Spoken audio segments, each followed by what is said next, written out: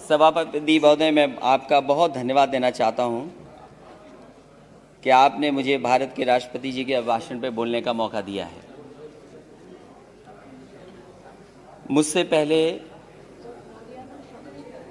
इस देश के बहुत ही सीनियर नेता और जम्मू कश्मीर के कई बार मुख्यमंत्री रहे, उन्होंने बहुत ही भावनात्मक बातें कहीं और इतनी इमोशनल बातें कही उन्होंने। वो हमारे भारत की पहचान है। हमारे भारत की यही पहचान है कि हम गंगा जमुनी तहजीब के साथ मिलकर के रहते हैं। हमारी जो तहजीब है वो मिली जुली तहजीब है। हम सदियों से एक साथ रहे हैं मिलकर के।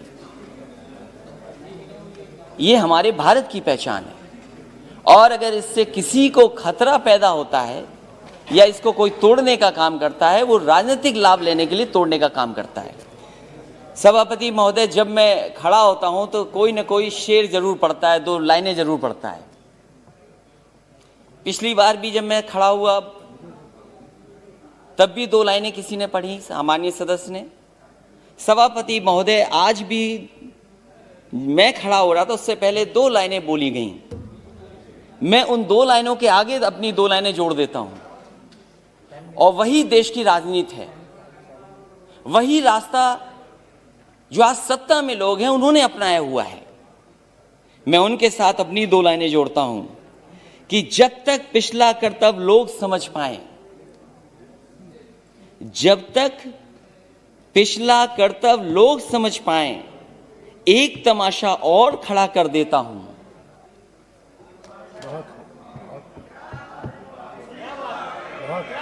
सभापति महोदय, ये जो हमारे सामने सत्ता में बैठे हैं वो समझ गए हैं और बात मैं इसलिए भी कहता हूं, कल मैंने सुना कि एमएसपी था, एमएसपी है, एमएसपी रहेगा। ये केवल भाषण में है, जमीन पर नहीं है, किसान को नहीं मिल रहा। और अगर किसान को मिल रहा होता सभापति महोदय तो दिल्ली घेर करके किसान ऐसे नहीं बैठता। और ये जो किसान बैठे हैं, मैं उनको बधाई देता हूं। इन किसानों ने न केवल 2, 3, 4 स्टेट बल्कि पूरे देश के किसानों को जगाने का काम किया। मैं जिस प्रदेश से आता हूं सभापति महोदय, मैं इनसे जानना चाहता हूं कि उस प्रदेश की जनता ने 2 बार इनकी सरकार बनवाई है। 2014 में भी समर्थन मिला जनता का, 2019 में भी समर्थन मिला। मैं इनसे जानना चाहता हूं कि राष्ट्रपति अभिभाषण बोल रहे हैं, क्या जिस डिस्ट्रिक्ट से महामहिम राष्ट्रपति जी आते हैं, क्या उस डिस्ट्रिक्ट में एमएसपी किसानों को मिला है धान का कि नहीं मिला है?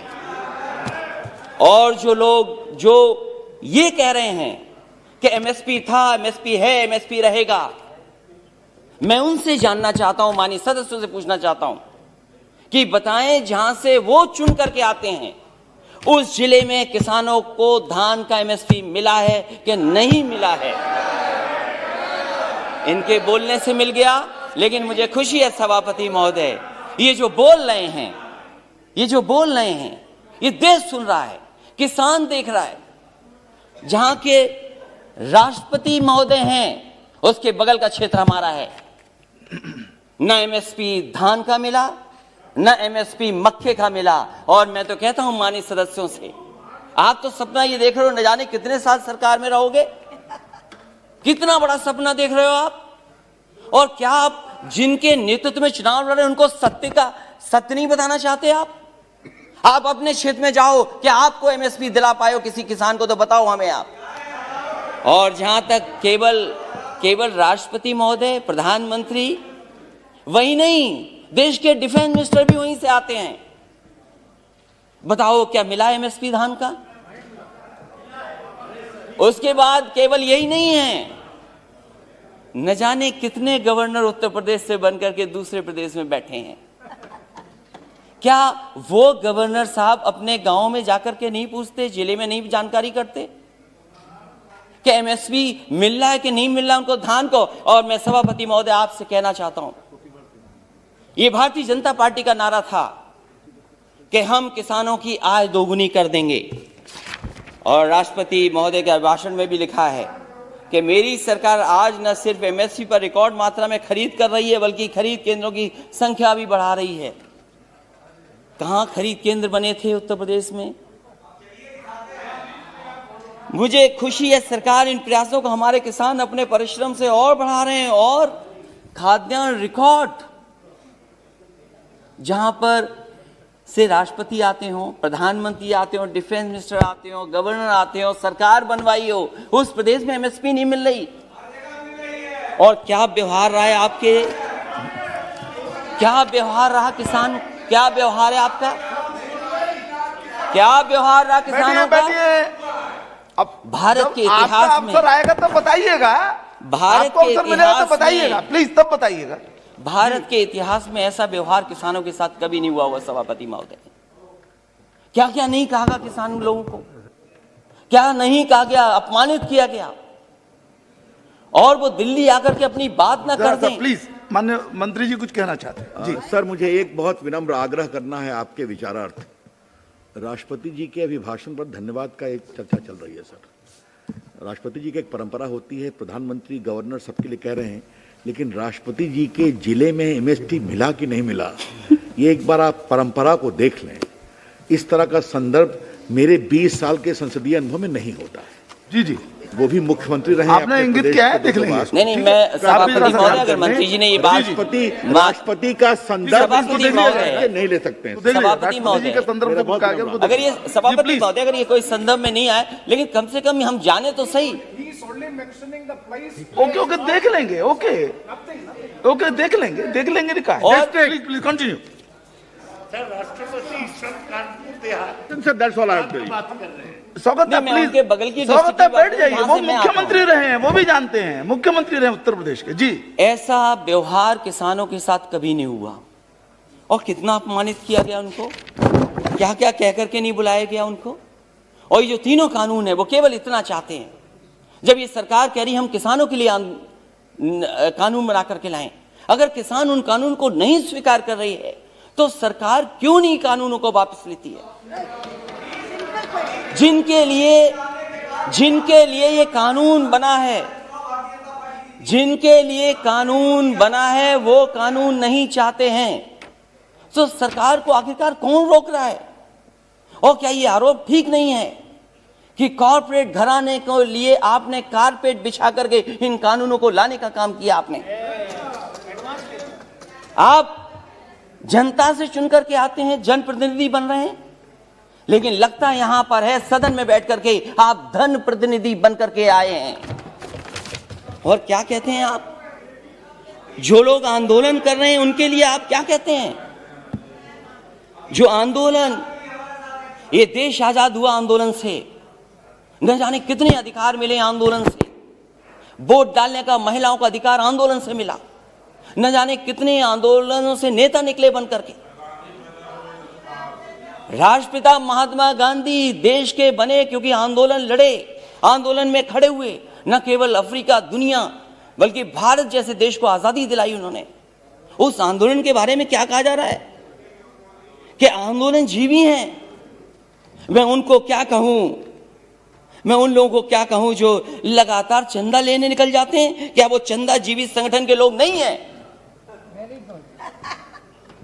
अगर वो हो सकते हैं जिनको आप आंदोलन जीवी बोल रहे हैं, तो आप भी तो चंदा लेने के लिए निकल पड़ते हैं, जब कहीं तब निकल जाते हैं आप।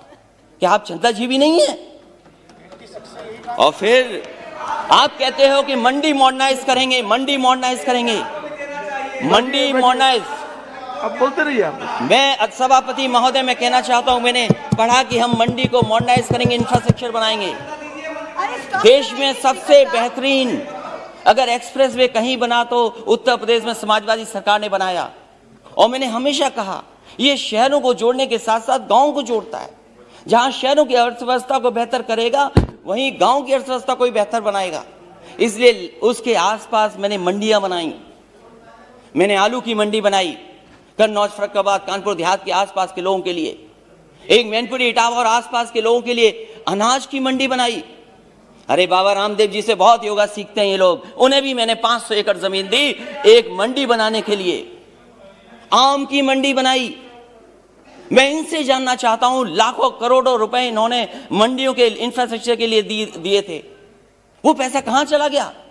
जितनी ईंट लगाई थी समाजवादी सरकार में, उससे आगे मंडियां नहीं बढ़ पाई, वहीं का वहीं काम रुका हुआ है। और फिर अभी प्रधानमंत्री जी गए थे, हमारा प्रदेश तो बहुत अच्छा प्रदेश है, अगर बड़ी चीज दिल्ली से बिके तो हमारे मुख्यमंत्री छोटी चीजें बेच देते हैं। समाजवादी सरकार में बना समाजवादी पूर्वांचल एक्सप्रेस वे जो बलिया गाजीपुर को जोड़ता है और आगे बिहार से लेकर के आगे लोगों को मदद करेगा, अलाइनमेंट समाजवादी सरकार का, लैंड एक्विजिशन समाजवादी सरकार की, और जो व्यवस्था दी थी मंडियों के लिए। मैं जानना चाहता हूं कि आखिरकार मंडियां क्यों नहीं बन रही उसके किनारे, क्यों नहीं मंडियां बन रही?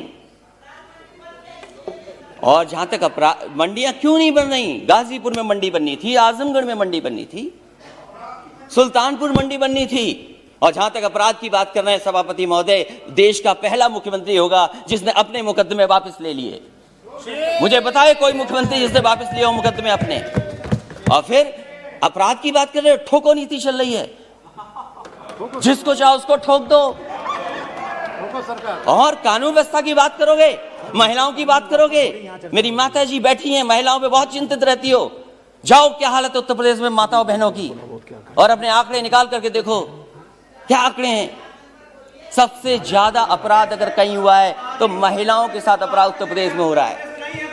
तो इसलिए सभापति महोदय मैं कहना चाहता हूं, राष्ट्रपति जी के अभिभाषण पर बोलिए ना।